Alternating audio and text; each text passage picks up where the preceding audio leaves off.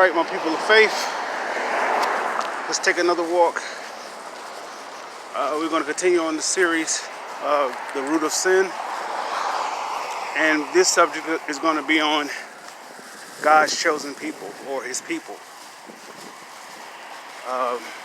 Throughout time, we have been wondering or speculating or theorizing who his people, what they are, who they are, what they look like. And first of all, they won't be anything natural.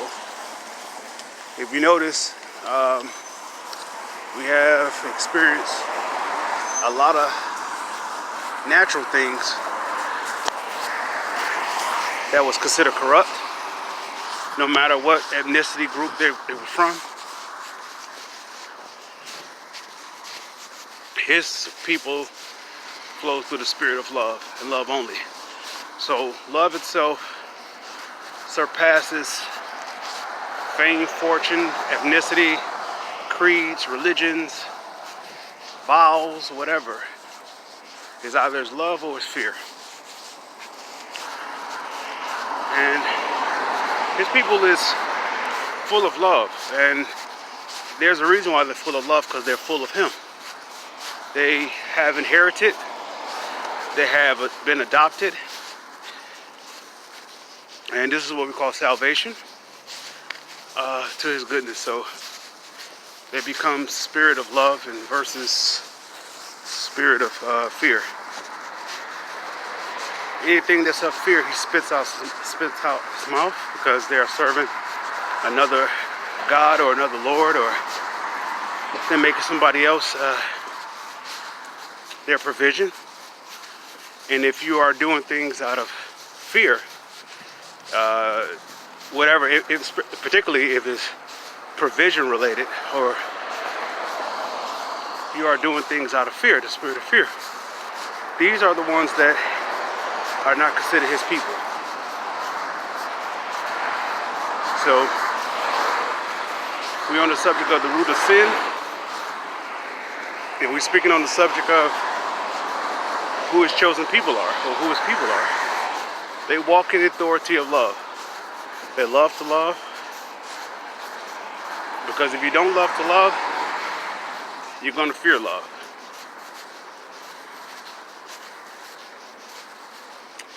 So with that being said, we'll hold it there for right now. Okay, if we were to pin down who God's people are, they walk in the principle, like we just stated, they walk in the principle of love. Now we would like to know what is love, or what defines love, or where's the line where it starts and begins, because we have seen falsified interpretations of love, and we never really seen a definitive proof of what love is. Well, all of us walk in the spirit of fear, and the times that we don't, we are actually walking in love. If there's a compelling to do something, like going up against your will type deal, like if it's emphasis on working, let's say, okay, we go to work to provide for our household,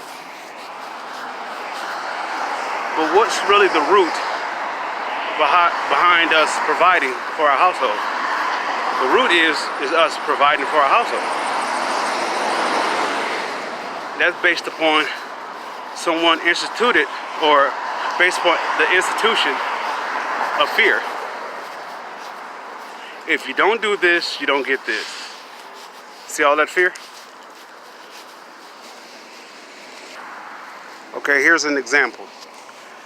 Have you ever misplaced or lost some money? And let's say that money was going towards going to a necessity. You're scrambling around looking for this money, but you can't seem to find it.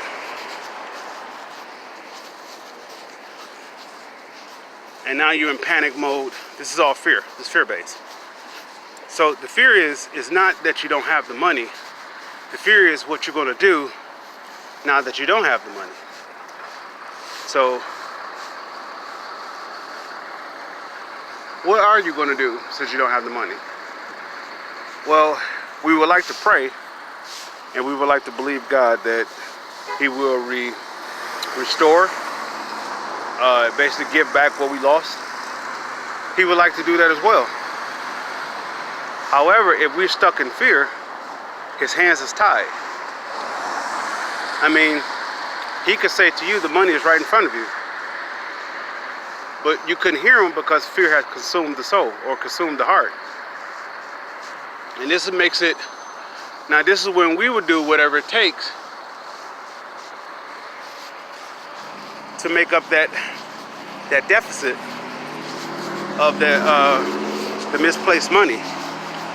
Fear has consumed us. Now we make a judgment call, and in this judgment call, we go past love because we're operating out of fear. This is why God will tell us, or the scripture tells us, the love of money is the root of all evil, because the love of money is based upon fear. We don't receive money to do what is actually its purpose. The purpose of money is to purchase. But we take it past that. We deem it as powerful, or we're granted power. Well, actually what the spirit of money, what it did was take your power from you and turned your power against you, that you now serve it to get your power back. This is why God would say the love of money is the root of all evil, because now you're looking at something that's powerless to be powerful. And He's trying to say, when I made you in my image, and I made you in my likeness, which deemed you powerful. You tell something to come and it comes. You tell something to go and it goes. The moment that you can't do that, fear has consumed the soul. Now this is when we become lost and we have no idea where to go, what to do, to retrieve, recover, get back in right standing in fellowship with this power that God granted us, because we gave it to the wicked one. The wicked one came and stole it. It's like someone giving you, so like you had the power to make cancer disappear from any person who has it. So that you have that power within you. And someone comes and say, hey, I'll give you $1 trillion for that power to cure cancer. Do you make that transaction? Do you make that deal? Most of us have.